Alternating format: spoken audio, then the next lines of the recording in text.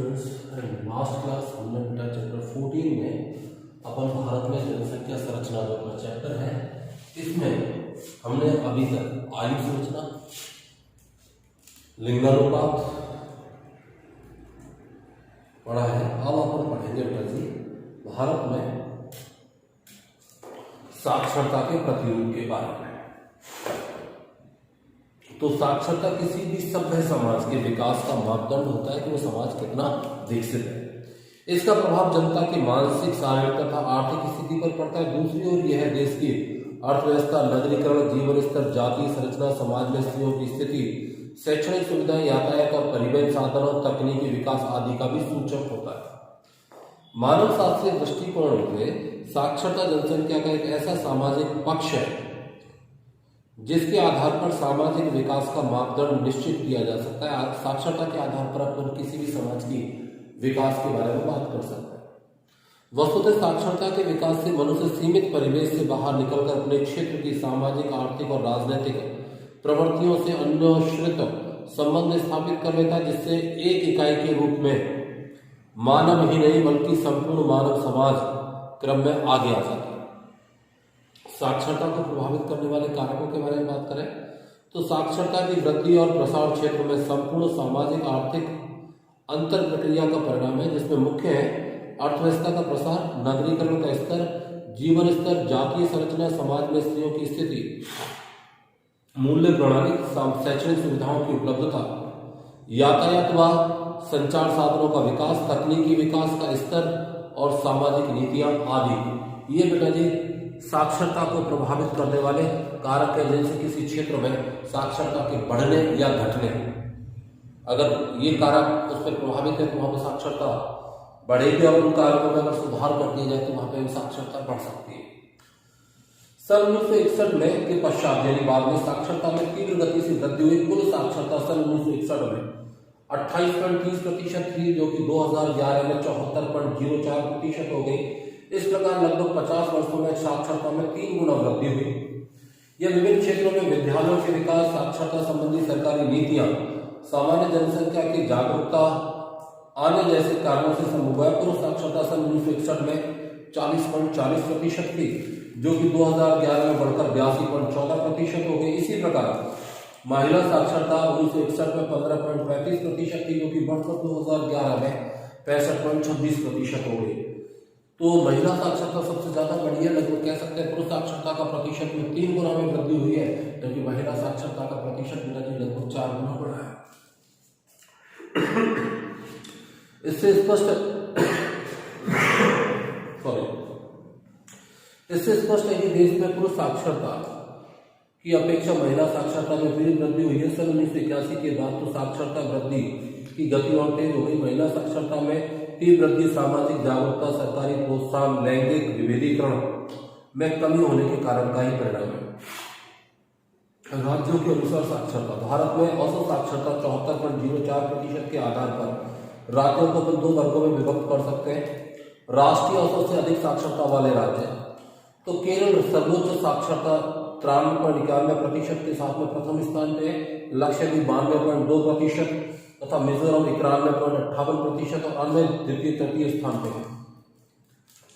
पुरुष साक्षरता दर में लक्षद्वीप 96.11% है, केरल 96.10% है। द्वितीय स्थान पे महिला साक्षरता में सर्वोच्च दर केरल में है बेटा जी 92%। राष्ट्रीय औसत से कम साक्षरता वाले राज्य में साक्षरता 63.82%, जो कि सभी राज्यों में न्यूनतम है। राष्ट्रीय औसत में साक्षरता वाले राज्य जम्मू कश्मीर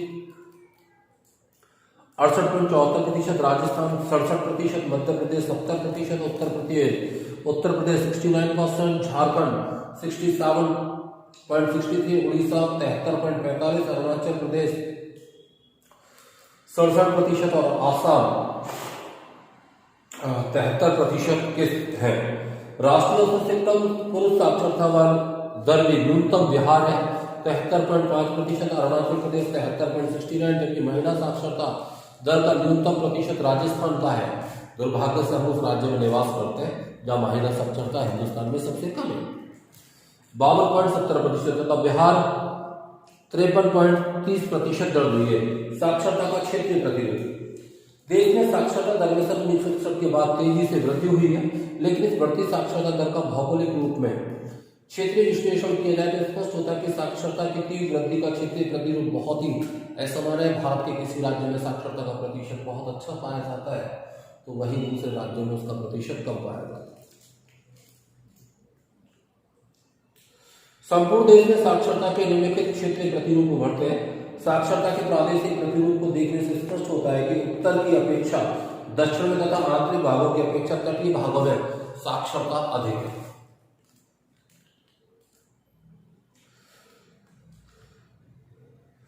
तटीय स्थिति, जनसंख्या का उच्च अनुपात, अपेक्षाकृत उच्च नगरीकरण, अधिक विशेषीकृत अर्थव्यवस्था, उच्च कृषि संपन्नता तथा ब्रिटिश काल में इन क्षेत्रों में साक्षरता की व्यवस्था को सबसे पहले शुरू किया गया था, इसलिए इन क्षेत्रों में साक्षरता अधिक पाई जाती है। इसके विपरीत पिछड़ी कृषि व्यवस्था, अल्प नगरीय औद्योगिक विकास वाले क्षेत्रों में साक्षरता का दर निम्न है।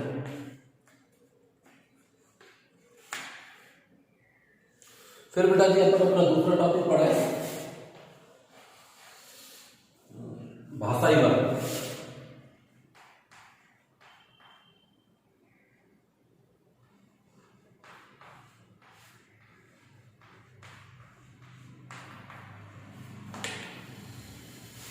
तो स्वतंत्रता के पश्चात भारत में भाषाओं के प्रधानता देते हुए विभिन्न राज्यों का गठन किया गया। इसमें विभिन्न भाषाओं के भौगोलिक वितरण का एक नया प्रारूप है। भारत में एक भाषाई विविधता का देश है। विदेशी विद्वान ग्रीशन के अनुसार देश में 1903 में से 1928 तक सर्वेक्षण के अनुसार पता चलता है कि 197 भाषाएं एवं 544 के लगभग बोलियां बोली जाती हैं। सन 1961 में भारतीय जनगणना विभाग ने 1018 विभिन्न भाषाओं और बोलियों के बारे में पता लगाया। भारतीय संविधान में 22 भाषाओं को अधिसूचित किया गया है। भारतीय भाषाओं को उनकी बोली और उत्पत्ति के आधार पर अपन 4 समूहों में बांट सकते हैं: Indo European, Dravidian, Sino Tibetan, Austro Asiatic. देश में 96% भाषाएं प्रथम 2 समूहों से संबंध रखती हैं।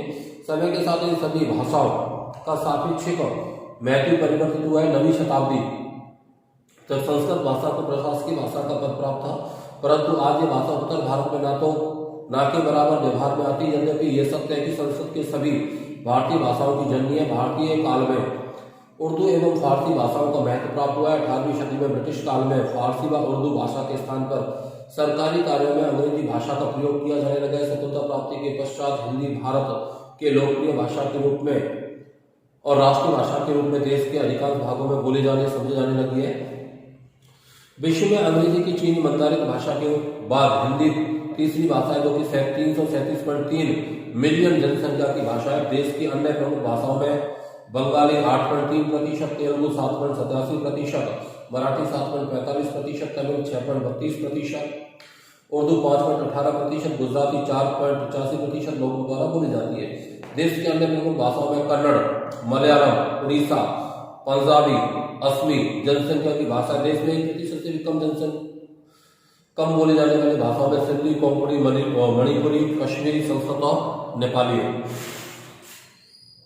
भारत भाषाओं की प्रधानता के आधार पर गठित राज्यों में हालांकि एक प्रमुख भाषा जनसंख्या की बहुलता है, लेकिन उन राज्यों में भी अन्य भाषाई के लोग अपनी प्रभावी उपस्थिति रखते हैं। जैसे केरल में तमिल, तमिलनाडु में तेलुगु, आंध्र प्रदेश में उर्दू, राज्यों में अन्य भाषाओं के लोग भी उल्लेखनीय उपस्थिति रखते हैं। वर्तमान में हिंदी के साथ साथ अंग्रेजी भाषा को भी सरकारी कार्यों में विशेष महत्व दिया जाता है। हिंदी भाषाई राज्यों के लिए विशेष कर दक्षिण भारत में अंग्रेजी भाषा अपना विशेष महत्व रखती है। भाषा किसी भी जनजातीय समूह की पहचान का प्रमुख संकेतक है। 2011 की जनगणना के अनुसार हिंदी 48.69 करोड़ लोग, 40.42% की मातृभाषा है। प्रमुख भाषाओं के आधार पर भारत को 12 भाषाई प्रदेशों में विभाजित किया जा सकता है। फिर अपन बात करें बेटा जी, तीसरा टॉपिक है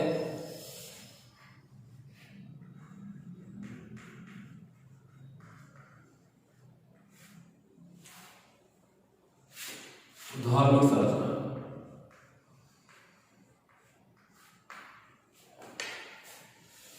भारतीय जीवन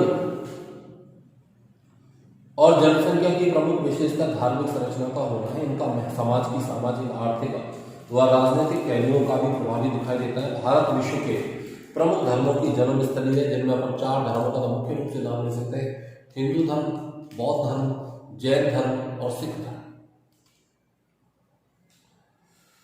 हिंदू, बौद्ध, जैन और सिख धर्म इस भूमि पर विकसित और पल्लवित होकर विश्व के विभिन्न देशों में फैले हैं। आज भी भारत में सबसे प्रमुख धर्म हिंदू है, जिसका जन्म वैदिक काल के पूर्व माना जाता है। इसी आधार पर भारत को हिंदुस्तान का नाम दिया गया है। भारत में जनसंख्या के धार्मिक संगठन में बड़े स्तर पर परिवर्तन हुए हैं। 1947 में भारत पाकिस्तान विभाजन के कारण जनसंख्या का बड़े पैमाने पर स्थानांतरण हुआ, जिसका प्रभाव यहाँ की जनसंख्या की धार्मिक संरचना पर पड़ा है। विभाजन से पहले इस महाद्वीप में कुल जनसंख्या 66.5% हिंदू तथा 23.7% मुस्लिम जनसंख्या थी। विभाजन के बाद यह अनुपात क्रमशः 84.1% व 9.8 रह गया। देश 1951 की जनगणना से स्पष्ट होता है कि इस वर्ष के पश्चात हिंदू जनसंख्या का अनुपात कुल जनसंख्या में घटा है और मुस्लिम जनसंख्या का अनुपात बढ़ा है। 1961 में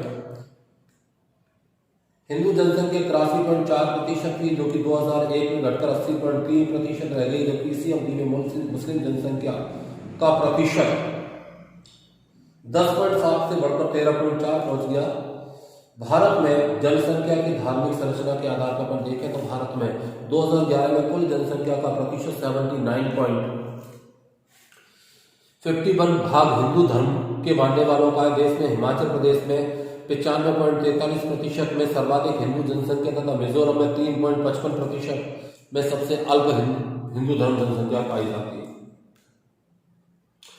जबकि 2011 के अनुसार कुल जनसंख्या में 14.31% मुस्लिम धर्म के लोग हैं। इसका सर्वाधिक संकेंद्रण लक्षद्वीप में 94.92%, जम्मू कश्मीर में 66.97% तथा सबसे कम प्रतिशत मिजोरम में 1.14%। जनसंख्या की दृष्टि से उत्तर प्रदेश में सबसे अधिक मुस्लिम जनसंख्या का निवास है। पश्चिम बंगाल और बिहार का स्थान आता है। इसके बाद में जो अपना प्रजातीय नेतृत्व जनसंख्या संगठन है ना, इसको अपनी किताब के कोर्स में से हटा दिया गया, इसलिए आपको इसको नहीं पढ़ना है। अच्छा, एक बात और मैं आपको बताऊं, आप लोग पेपर के माध्यम से पढ़ ही रहे होंगे कि आपके जो सेशनल मार्क्स हैं वो आपके कॉपी के जो वर्क है उसके आधार पे दिए जाएंगे। तो इसलिए आपको जो भी कुछ स्कूल से काम दिया जा रहा है आप उसको डेट डाल के सिस्टमेटिक तरीके से करें, अन्यथा आपका जो सेशनल मार्क्स स्कूल से जाएंगे ना उसमें आपको प्रॉब्लम होगी। आपका काम साफ सफाई से होना चाहिए, काम पूरा होना चाहिए। जनवरी में आपसे कॉपियां मंगाई जाएंगी, जैसे अपन जूनियर सेक्शन में करते थे ना पहले मूल्यांकन, उसके आधार पे आपके मूल्यांकन के आधार पे यानी कॉपी के वर्क के मूल्यांकन के आधार पे आपकी वैल्यू डिसाइड की जाएगी। तो आपको ये सब करना है। Thank you. कल अपन नेक्स्ट चैप्टर पढ़ेंगे ना अपना।